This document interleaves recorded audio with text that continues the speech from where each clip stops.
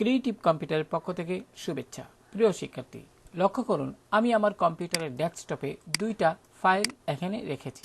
এমত অবস্থায় আমি এই দুইটা ফাইলের মধ্যে যদি এই যে আমার এখানে যে ফাইলটা রয়েছে এটি যদি আমি ডিলিট করতে যাই, যেমন আমি এখানে রাইট বাটন ক্লিক করলাম এবং আমি এখানে ডিলিট এখানে যদি ক্লিক করি, তো প্রিয় শিক্ষার্থী খেয়াল করুন আমার এই ফাইলটা কিন্তু সরাসরি আপনার রিসাইকেল বিনে চলে গেল।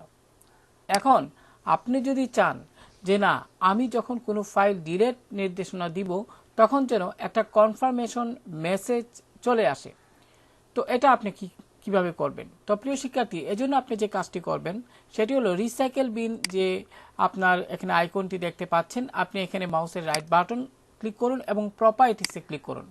প্রিয় শিক্ষার্থী, এবার যে উইন্ডোটি আসলো রিসাইকেল বিন প্রপার্টিস, এক্ষেত্রে আপনি খেয়াল করুন প্রিয় শিক্ষার্থী, ডিসপ্লে ডিলেট কনফার্মেশন ডায়লগ, তো আপনি এর চেকবক্সটি সিলেক্ট করে দিন।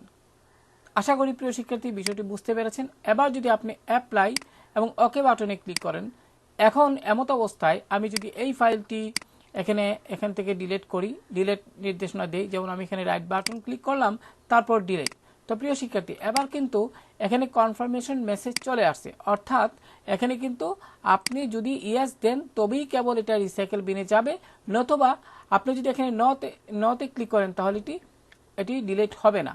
এখন এই কনফার্মেশন মেসেজ বা উইন্ডোটি আসার ফলে আপনি কিন্তু নিশ্চিতভাবে আপনি ফাইলটি ডিলিট করবেন কি করবেন না সে বিষয়ে সিদ্ধান্ত নিতে পারবেন। তো আশা করি প্রিয় শিক্ষার্থী আজকের এই টিউটোরিয়ালটি আপনাদের খুবই সহায়ক হবে যারা নতুন কম্পিউটার ব্যবহার করেন।